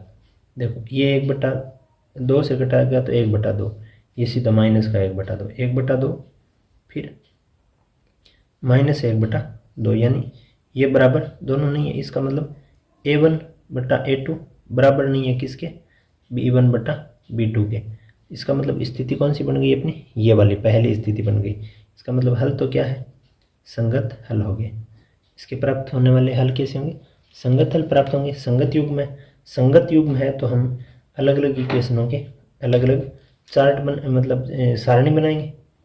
EQ अपने इक्वेशन नंबर 1 है उसके लिए और इक्वेशन नंबर अपन 2 के लिए हम अलग अलग सारणियाँ बना के उसके 2-2 बिंदु ज्ञात कर लेते हैं। 2-2 बिंदु यानी 2 निर्देशांक, चरों के 2 ऐसे जोड़े प्राप्त कर लेते हैं जो जोड़े समीकरणों को संतुष्ट करने वाले हों, और उन जोड़ों को संतुष्ट करने वाले मानों को हम ग्राफ पे दर्शा देंगे, और ग्राफ पे दर्शाने के बाद हम उनको ग्राफीय निरूपण के द्वारा हल प्राप्त कर लेंगे। ये देखिए समीकरण है अपनी 2x + y = 6 लिख देंगे। इसमें देखिए x का मान हम लिखेंगे और y का जो मान आ जाएगा वो आ जाएगा 6 - 2x। ठीक है, इसमें देखिए जो दूसरी अपनी समीकरण है वो क्या है, 4x -2y is equal to 4 बराबर में 4 लिख देंगे, क्योंकि माइनस वाला पक्ष आंदोलन हो गया प्लस में चला जाएगा। जैसे ये -6 यहाँ +6 में चला गया है, यहाँ हम x का मान लिखेंगे और y का मान जो आएगा वो कितना आ जाएगा 4 - 4x बटा y के साथ जो 2 है वो -2। देखिए अब देखो इसमें हम x का मान अगर 1 लिखते हैं, x का मान 1 लिखें तो y का मान कितना हो जाएगा 6 में से 2 गुणा 1 घटाओ, 2 गुणा 1 मतलब 2 ही, 6 में से 2 घटाओ तो कितना आ जाएगा 4। अगर x का मान 2 रख दें तो 6 में से 2 गुणा 2 घटाओ, क्यों x का मान 4 आ गया, 4 घटाएंगे तो 2 का आ जाएगा 2। अब देखो इसमें इसके आगे की अगर प्रश्नों की हम हल की बात करें तो सबसे पहले हम x का मान क्या मान लेते हैं, यहाँ पे 0 मान लेते हैं। 0 मान मानेंगे तो 4 में से 4 गुणा 0 मतलब 0 घटाएंगे तो 4 में -2 का भाग देंगे तो कितना आ जाएगा -2 आ जाएगा। कितना आ जाएगा -2। x का जब 0 था तो y का कितना है -2 आएगा। और x का जब हम 1 रखेंगे, मान लीजिए कि हम x का 1 रख देते हैं तो कितना आ जाएगा, देखो 4 में से 4 गुणा 1, 4 घटेगा बटा में ये 0 बन जाएगा, ऊपर 2 का भाग देखिए ये 0 ही रहेगा। कहने का मतलब यहाँ पे हमें जो 2 निर्देशांक मिले हैं, पहली समीकरण के लिए हम a और b ले रहे हैं, a का मान 1,4 आ गया और b का मान 2,2 आ गया। इसी प्रकार अगर दूसरी समीकरण का जो बिंदु है वो एक c बिंदु ले लेते हैं 0,-2 और एक d बिंदु ले लेते हैं 1,0। अब देखिए ये जो काम हमने समीकरण के लिए जो संगत मान था इसके लिए हमने ग्राफ पेपर के लिए निर्देशांक बिंदु प्राप्त कर लिए। निर्देशांक बिंदु प्राप्त किए, वो निर्देशांक बिंदु स्केल में हमें लिखने पड़ेंगे। x अक्ष का स्केल 1 लेंगे, y अक्ष का भी हम 1 लेंगे। ये बातें हम पहले के प्रश्नों में अच्छी तरीके से सीख चुके हैं। तो यहाँ पे देखिए बड़े जो गहरी लाइन है उसके हिसाब से हम पैमाना 1-1 का ले रहे हैं, तो 1-1 का पैमाने से हम यहाँ पे संख्याएं लिख देते हैं। हमारे आवश्यकता के अनुसार हम लिख देंगे। y अक्ष में भी 1, 2, 3, 4, 5, 6, 7, 8 और यहाँ पे 9। इस तरफ अक्ष में माइनस की, y में -1, -2, -3, -4 यहाँ पे, -5 यहाँ पे, -6।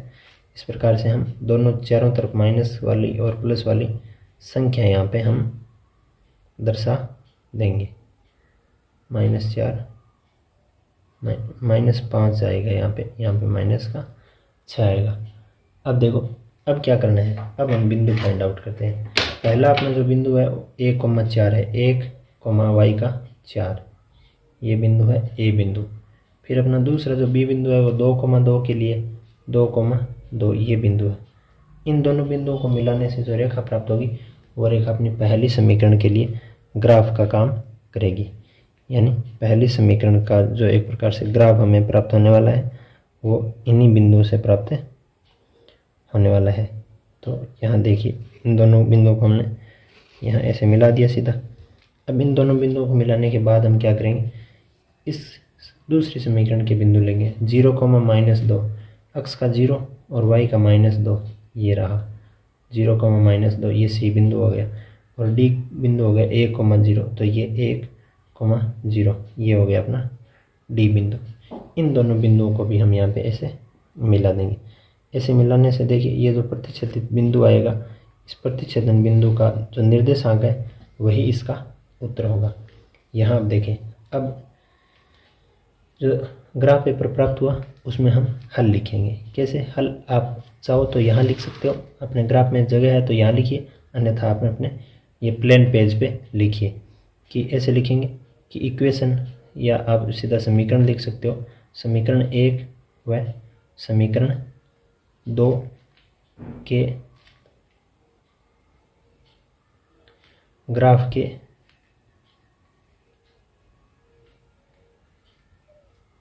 प्रतिच्छेदन का निर्देशांक क्या प्राप्त हुआ है। अब देखो ये कहाँ पे प्रतिच्छेदित हुआ है, ये हुआ है 2,2 पे, 2,2 है। अतः हल इसका क्या हो जाएगा, अतः हल क्या हो जाएगा, x बराबर 2 और y बराबर भी 2, ये इसका उत्तर हो जाएगा। आप इसको अपनी कॉपी में यहाँ इन दोनों बिंदुवत प्रश्नों का आप हल देख पा रहे हैं, तो दूसरे और तीसरे बिंदुवत प्रश्न का आप हल अपने इस पैनल से उतार लीजिए। आगे हम प्रश्न चौथे की बात करेंगे। यहाँ क्लास को रोक कर इसको अपने ग्राफ पेपर पे ये ग्राफ बना लीजिए तथा अपने प्लेन पेज पे इसको हल कर लीजिए। इसी के अब चौथे बिंदुवत प्रश्न की बात करें तो यहाँ पे 2 समीकरण दी गई है। 2x minus 2y minus 2 is equal to 0, 4x minus 4y minus 5 is equal to 0। तो इसमें देखिए हम a1, b1 और c1 की हम बात करेंगे। इसमें a2, b2 और c2 की हम इस यहाँ पे बात करेंगे। तो a1 का मान हमें कितना प्राप्त हो जाएगा, 2, b1 का मान कितना मिल रहा है यहाँ पे -2 और c1 का मान कितना मिल रहा है -2। a2 का मान देखिए x का गुणांक 4, b2 का मान मतलब y का गुणांक यानी दूसरे अचर का गुणांक -4 और c2 मतलब अचर मान -5। ध्यान रखना यहाँ पे अचर मान है वो दोनों देखिए बराबर के एक ही हिस्से में, इसका मतलब c1 और c2 को हम पक्षांतरित किए बिना ही यहाँ पे हल कर सकते हैं। अब देखिए आगे हल अगर इसका करेंगे तो हमें सबसे पहले क्या लिखना पड़ेगा, a1 a2 b1 बटा b2 c1 बटा c2 लिखना पड़ेगा। a1 a2 b1 बटा b2 और c1 बटा c2 लिखना पड़ेगा। a1 बटा a2 में हम लिखेंगे 2 बटा 4, यहाँ पे लिखेंगे -2 बटा -4 और यहाँ पे लिखेंगे -2 बटा -5। ध्यान देना ये माइनस से माइनस कट जाएगा, 2 से 1 बटा 2 बार कटेगा, ये 2 से 1 बटा 2 बार कटेगा, ये माइनस से माइनस कटेगा। यहाँ कितना है 1 बटा 2, यहाँ कितना है 1 बटा 2, यहाँ आया 2 बटा 5। कहने का मतलब ये तो बराबर है लेकिन ये बराबर नहीं है। इसका मतलब क्या हुआ कि a1 बटा a2 बराबर आया है b1 बटा b2 के, लेकिन ये बराबर नहीं आया है c1 बटा c2 के। यानी यहाँ पे स्थिति नंबर 2 हमें मिल रही है। स्थिति नंबर 2 मिलने के कारण इसका जो हल हम लिखेंगे वो लिख देंगे असंगत हल, असंगत युग्म। क्वेश्चन नंबर अपना 5वां जो है वो इस प्रकार से है। एक आयताकार बाग जिसकी लंबाई चौड़ाई से 4 मीटर अधिक है, बाग का परिमाप 36 मीटर है, तो बाग की विमाएं ज्ञात कीजिए। विमाएं का तात्पर्य होता है बाग की लंबाई और चौड़ाई ज्ञात कीजिए। मान लीजिए इस प्रकार का कोई बाग है, उस बाग में आयताकार बाग है, तो आयताकार बाग में लंबाई और चौड़ाई ज्ञात करने के लिए बोला जा रहा है। और इसमें हमें जो विमाएं हैं वो लंबाई और चौड़ाई के रूप में ज्ञात करने के लिए सबसे पहले हम उन विमाओं को मान लेंगे कि माना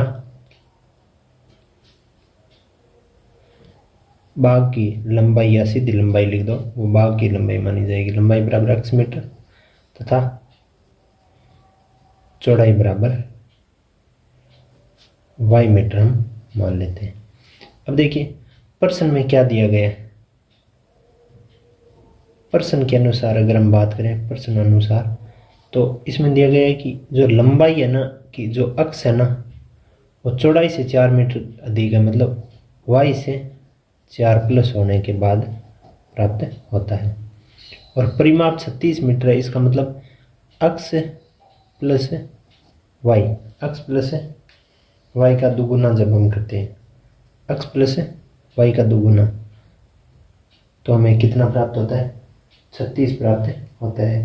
परिमाप क्या होता है, अक्ष प्लस y का जो दुगुना होता है, यानी लंबाई और चौड़ाई के माप का दुगुना क्या होता है परिमाप, वो होता है 36, यानी 2x plus 2y is equal to 36। ये तो 1 नंबर समीकरण थी और ये अपनी होगी 2 नंबर समीकरण। अब इन दोनों समीकरणों से हमें बाग की विमा यानी लंबाई और चौड़ाई ज्ञात करनी है। किस विधि से ज्ञात करनी है वो हमें यहाँ पे कुछ नहीं दिया गया है। हम यहाँ पे प्रतिस्थापन विधि उपयोग में लेंगे। कौन सी विधि, प्रतिस्थापन विधि। प्रतिस्थापन विधि का हम यहाँ पे उपयोग करेंगे कि इक्वेशन जो 1 है ना, इक्वेशन 1 का जो मान है वो हम इक्वेशन 2 में रखेंगे। यानी समीकरण 1 का जो मान हमें मिला है वो हम कहाँ रखेंगे, समीकरण 2 में पुटअप करेंगे। अब देखिए समीकरण 1 में अक्स की जगह y+4 है ना, तो हम लिखेंगे 2। यहाँ पे देखिए यहाँ 2 गुणा अक्स है ना, तो यहाँ हम लिख देंगे 2y + 4 प्लस 2y बराबर 36। यहाँ पे देखो 2 अंदर गुणा होगा तो हो जाएगा 2y + 8 प्लस 2y बराबर 36। ये 2y और 2y जोड़ के कितना हो जाएगा 4y, और 8 इस तरफ माइनस में जाएगा किसके 36 में, तो कितना बचेगा 28। यानी y का मान कितना आ जाएगा, इधर तो बचेगा 28 और बट्टा में आ जाएगा 4, यानी y तो आ गया 7 मीटर। क्या आया y मतलब चौड़ाई, आयताकार भाग की चौड़ाई तो आ गई 7 मीटर। ठीक है, तथा y का मान अब क्या करेंगे, y का जो मान आया है y का मान वो हम समीकरण 1 या 2 में रख देंगे। समीकरण 1 में ही रख देते हैं पहले। समीकरण 1 में रखने पर क्या आ जाएगा, देखिए अक्स का मान कितना है y+4 है, तो अक्स का मान हो जाएगा 7 + 4 बराबर 11 मीटर। अब हम अतः ऐसे लिखेंगे, अतः भाग की विमाएं, अतः आयताकार भाग की लिख दो या भाग की विमाएं लिख दो। विमाएं लंबाई बराबर तो 11 मीटर हो जाएगी और चौड़ाई बराबर 7 मीटर हो जाएगी। इस प्रकार इस प्रश्न के उत्तर को आप अपनी कॉपी में लिख लीजिए। हम आगे अगले क्वेश्चन की बात करेंगे। अगला अपना छठा क्वेश्चन इस प्रकार से दिया गया है कि एक रैखिक समीकरण दी हुई है अपने 2x + 3y - 8 बराबर 0 दी गई है। दो चरों वाले एक ऐसी और रैखिक समीकरण दिखे ताकि प्राप्त युग्म का ज्यामितीय निरूपण जैसा कि प्रतिच्छेदी रेखाएं हो, समांतर रेखाएं और संपाती रेखाएं हो। ध्यान देना, हमें पता होना चाहिए कि रेखाएं प्रतिच्छेदी रेखाएं कब होती है। यहाँ पे मान लीजिए जो अपनी पहली समीकरण है जो वो तो दी हुई है, जिसमें a1, b1 और c1 हमें प्राप्त है। c1 का मान -8 है, b1 का मान +3 है और a1 का मान 2 है। अब हमें क्या करना है, समान रेखाओं का प्रारूप देखना है कि प्रतिच्छेदी रेखाएं कब होती है। प्रतिच्छेदी रेखाएं जब होती है जब a1/a2 बराबर नहीं हो b1/b2 के। तो यहाँ देखिए हम क्या करते हैं कि यहाँ 2x और 3y - 8 है, उसके प्रारूप के हिसाब से हम क्या कर देते हैं, 2 को इधर और 3 को इधर ले आते हैं, यानी 3x + 2y - 8 का 8 ही रख देते हैं बराबर 0 रख देते हैं। इस समीकरण में देखिए ये अगर अपनी 2 नंबर समीकरण हो, ये 1 नंबर समीकरण अगर ये प्रश्न वाली हो और 2 नंबर समीकरण जो हमने मानी है उसके हिसाब से हो, तो इसमें a2 का मान कितना आ जाएगा 3, b2 का मान कितना आ जाएगा 2 और c2 का मान कितना आ जाएगा -8। तो इसमें देखो 2/3 3/2 के बराबर नहीं होता है, तो एक प्रारूप तो अपना ये बन गया। अब यह जरूरी नहीं कि यही इसका उत्तर हो, एक संभव उत्तर है और कोई अनंत इसके उत्तर हो सकते हैं। आप जैसा चाहो वैसा इसके कर सकते हो। दूसरे में देखिए समांतर रेखाएं लानी है। रेखाएं समांतर कब होती है, a1/a2 और b1/b2 के बराबर हो, लेकिन c1/c2 बराबर नहीं हो। यानी ये देखो 2x 3y तो है, तो 2x + 3y तो होना चाहिए, लेकिन -8 है ना, वहाँ पे -2 कर देते हैं। तो यहाँ से देखिए ये जो रेखाएं होगी वो कैसी रेखाएं होगी, समांतर रेखाएं होगी। आप इसकी तुलना करके जांच कर सकते हैं कि b1 b2 और c2 अगर इस प्रकार से मिलते हैं,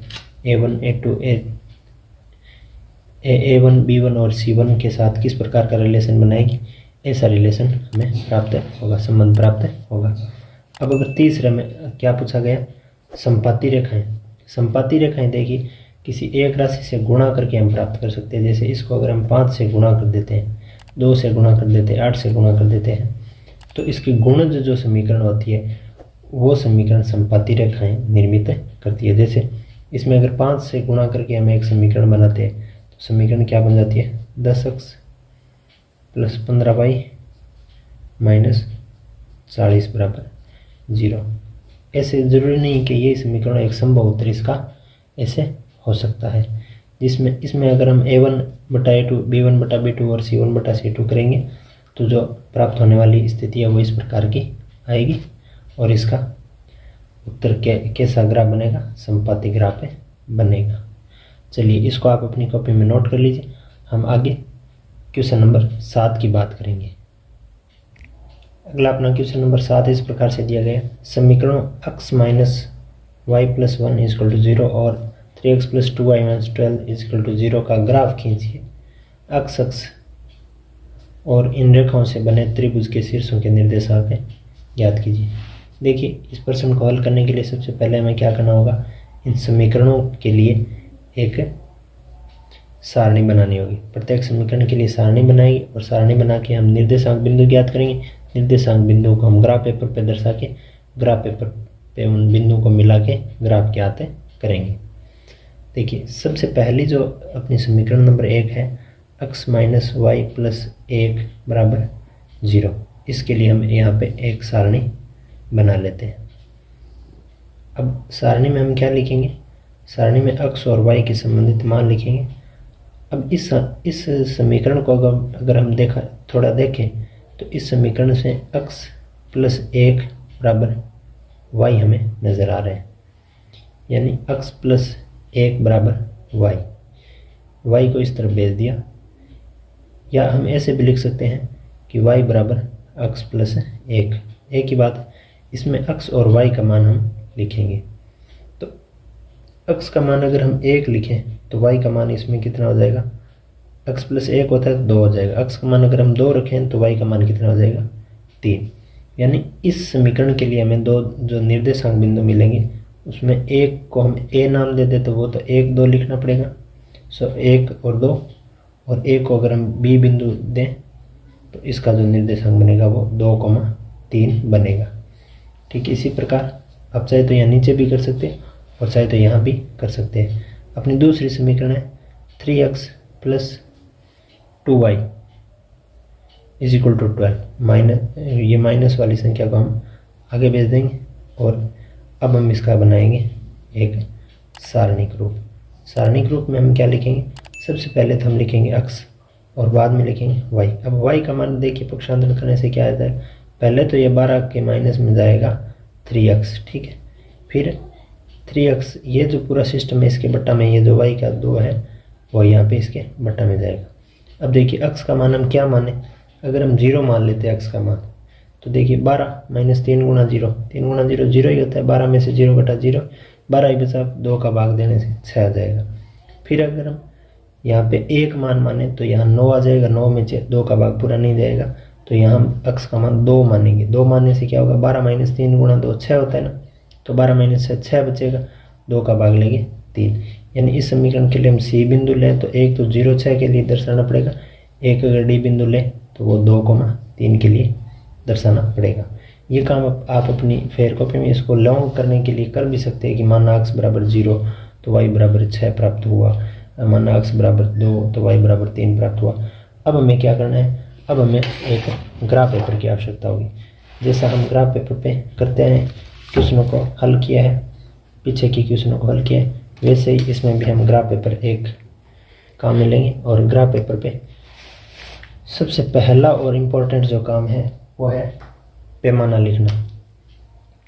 पैमाने में हम x अक्ष और y अक्ष में 1 सेंटीमीटर के बराबर 1 इकाई के बराबर ही माप लेंगे। अब 1 इकाई के बराबर माप लेने के बाद यहाँ पे हम इसका मापांक लिखेंगे 1, 2, 3, 4, 5, 6, 7, 8, 9 इसी प्रकार लिखेंगे। और यहाँ पे भी हम धनात्मक दिशा में लिखेंगे क्योंकि सारे जो अपने निर्देशांक हैं वो धनात्मक रूप में ही आए हैं। तो 1, 2, 3, 4, यहाँ 5, 6, 7, यहाँ 8, फिर यहाँ 9, इस प्रकार से हमने लिख दिया। अब क्या करना है, हमें दोनों समीकरणों के निर्देशांक लिखने हैं और मिलाने। 1,2 का निर्देशांक कहाँ है, ये 1 अक्ष का और 2 वाई का। एक तो ये हो गया ए बिंदु का निर्देशांक, दूसरा हुआ 2,3, ये 2 और ये वाई का 3, ये हो गया बी निर्देशांक। अब हमें क्या करना है, अब हम इन दोनों बिंदुओं को आपस में मिलाएंगे। इन दोनों बिंदुओं को मिलाने के लिए हमें सबसे पहले किस चीज़ की आवश्यकता होगी, स्केल की। स्केल की सहायता से हम इन दोनों बिंदुओं को मिला देंगे। अब इन दोनों बिंदुओं को ये मिलाया, मिलाने के बाद अब क्या करना है, ये जो अब हमने लाइन खींची है, ये लाइन इस समीकरण के लिए ही है। ये लाइन y बराबर x प्लस 1 के लिए है। अब दूसरा हम 3x प्लस 2y बराबर 12 वाले समीकरण के लिए एक निर्देशांक लेंगे 0,6, यानी x का 0 और y का 6। 1, 2, 3, 4, 5 और 6, ये 0,6 हो गया। सी बिंदु हम इसका नाम दे देंगे 0,6 वाले का। और 2,3, 2 इसका और 3 इसका। अब इन दोनों बिंदुओं को जब हम मिलाएंगे तो मिलाने के बाद हमें इस प्रकार से ये एक लाइन प्राप्त हो जाएगी। अब इस लाइन को हम क्या लिखेंगे, इस लाइन का हम नाम लिखेंगे, ये जो संबंधित समीकरण लिखेंगे 3x plus 2y equal to 12।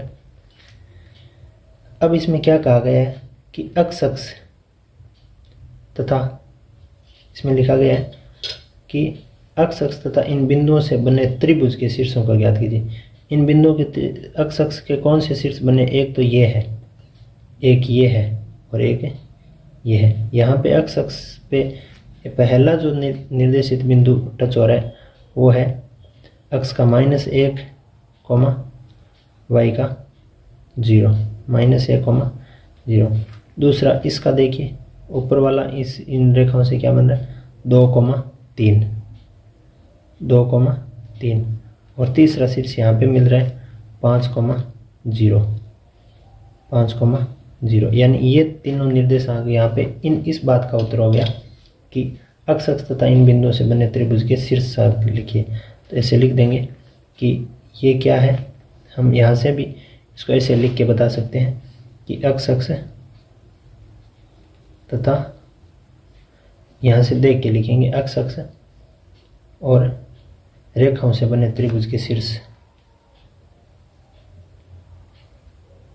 और रेखाओं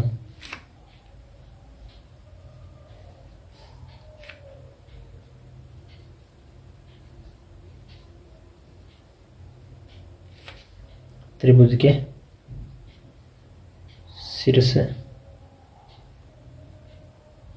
शीर्षों के निर्देशांक, ये इसके निर्देशांक हो गए। अब ये कह रहे हैं कि इस भाग को छायांकित कीजिए। तो छायांकित करने के लिए अपने पास जो उपलब्ध चीज़ है उसे हम इसमें गहराई इसको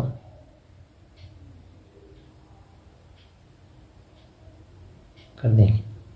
इस प्रकार से ये अपना 7वें प्रश्न का उत्तर पूरा कर लेने के बाद हम इस प्रश्नावली के सभी प्रश्नों के उत्तर को कर चुके हैं। आगे हम प्रश्नावली 3.2 का अध्ययन करेंगे। तब तक के लिए बाय बाय। एंड आपने अगर हमारे चैनल पे पहली बार विजिट किया है तो हमारे चैनल को सब्सक्राइब कर दीजिए, क्लास को लाइक कर दीजिए तथा अन्य भाई बंधु तक इस क्लास को ज़रूर पहुंचाइए जहां पे ये क्लास उपयोगी आपको लग रही है। क्लास को पूरा देखने के लिए आपका बहुत बहुत धन्यवाद।